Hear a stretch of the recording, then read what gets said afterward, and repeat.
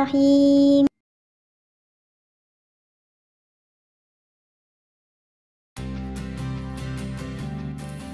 Assalamualaikum warahmatullahi wabarakatuh. Apa kabar anak-anakku semuanya? Kelas 6 UAS Al-Qarni dan 6 Al-Fatih. Ustazah harap semoga semua sehat ya. Hari ini berjumpa lagi bersama Ustazah Yani dalam mata pelajaran Ilmu Pengetahuan Sosial. Anak-anakku sekalian, sebelum kita belajar, Ustazah mengingatkan kembali untuk terus jaga kesehatan. Caranya dengan memakai masker, menjaga jarak, menjauhi kerumunan, mencuci tangan, mengurangi mobilitas, dan yang terakhir memanjatkan doa. Semoga Allah Subhanahu wa Ta'ala segera mengangkat virus corona yang ada di bumi tercinta ini, sehingga kita bisa belajar dengan baik. Oke, sebelum kita lanjut, ayo kita buka dulu dengan membaca basmalah bersama yuk. Bismillahirrahmanirrahim. Baik, anak-anakku sekalian, silahkan mengambil buku tema 1, Selamatkan Makhluk Hidup. Dan alhamdulillah, hari ini kita sudah memasuki subtema 2, Hewan Sahabatku. Nah, untuk materi hari ini kita akan belajar tentang potensi ekonomi negara-negara anggota ASEAN. Baik, Ustazah lanjut ya. Kawasan Asia Tenggara terletak pada jalur perdagangan dunia. Kawasan ini menjadi jembatan antara kawasan Eropa dan Asia Timur. Oleh karena itu, Asia Tenggara menjadi wilayah persaingan bagi pihak-pihak yang ingin memanfaatkan kedudukan strategis ini. ASEAN berperan sebagai wadah untuk menghindari persengketaan yang mungkin timbul.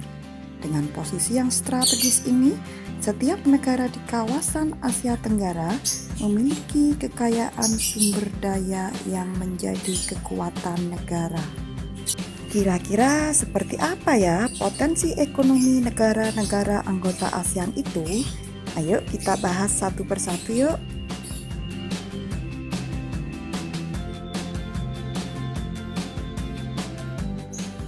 Yang pertama, Brunei Darussalam. Brunei terkenal dengan kekuatan sumber daya alam berupa minyak bumi dan gas alam. Brunei menjadi negara di Asia Tenggara yang memiliki pendapatan per kapita tertinggi karena gas alamnya. Wah, hebat ya Kak. Mudah-mudahan Indonesia bisa seperti Brunei ya. Selanjutnya, negara Filipina. Filipina adalah sebuah negara kepulauan. Penduduknya sebagian besar bermata pencaharian di bidang pertanian.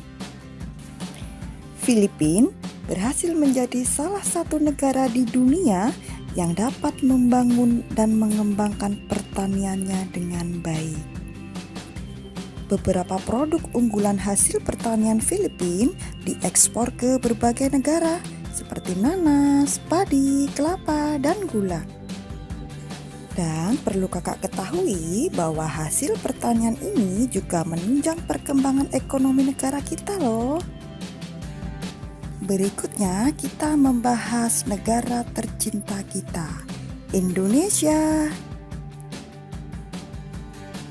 Sebagai negara kepulauan terbesar di kawasan Asia Tenggara ini, Indonesia memiliki ragam sumber daya alam yang sangat kaya. Ada loh yang perlu kita banggakan. Nah, saat ini Indonesia mengekspor minyak dan gas bumi, tekstil, dan produk-produk dari kayu.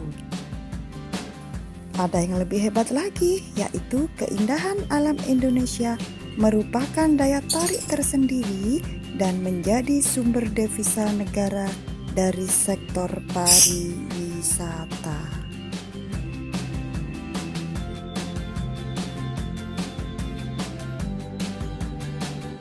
Masih semangat ya Kak? Nah, sekarang kita mengintip perekonomian yang ada di Kamboja. Di negara Kamboja mengalir Sungai Mekong. Di daerah sekitar sungai ini merupakan daerah yang subur.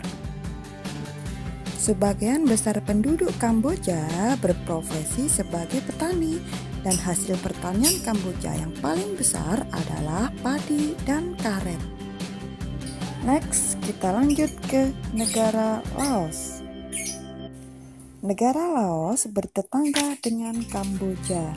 Negara ini dilewati oleh aliran Sungai Mekong. Sama seperti di Kamboja, kegiatan pertanian banyak dilakukan di aliran sungai ini. Sebagian besar hasil pertanian dinikmati oleh masyarakat Laos.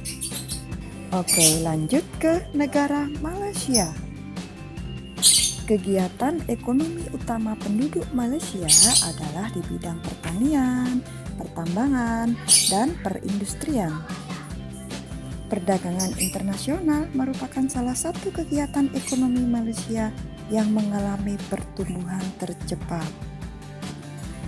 Sama halnya dengan negara Indonesia, Malaysia juga mengekspor barang-barang ke negara lain, misalnya elektronik, minyak, gas bumi, kelapa sawit, dan lain-lain. Berikutnya kita menuju ke Myanmar. Anak-anakku sekalian, perlu diketahui bahwa mata pencaharian penduduk Myanmar adalah pertanian, perkebunan, dan pertambangan. Padi merupakan hasil utama dari pertanian Myanmar.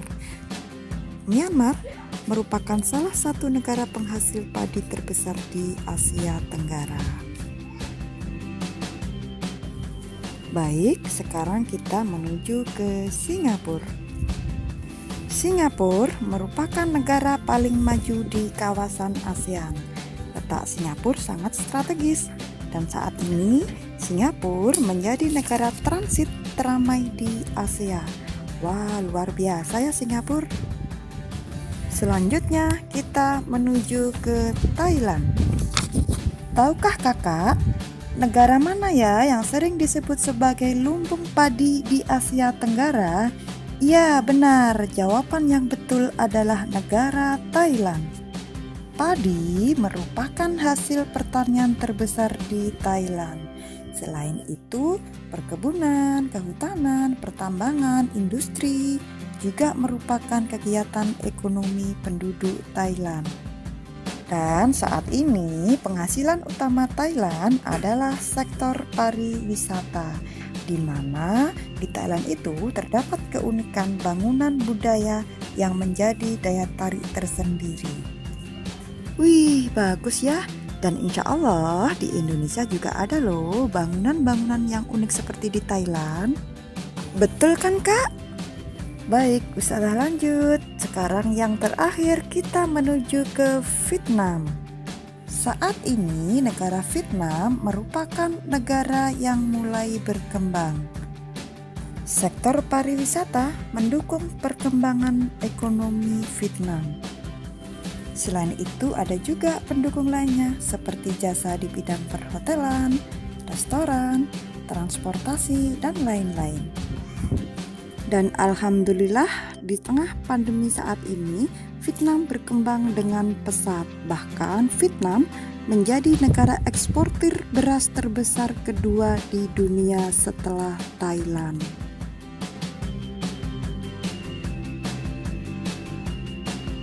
Baik anak-anakku sekalian, alhamdulillah hari ini kita sudah selesai membahas potensi ekonomi negara-negara anggota ASEAN. Saya harap setelah kakak menyimak video ini, kakak bisa memahami dengan baik. Sampai di sini dulu pertemuan kita hari ini, semoga bermanfaat. Mohon maaf atas segala kekurangan. Billahi taufiq wal hidayah. Wassalamualaikum warahmatullahi wabarakatuh.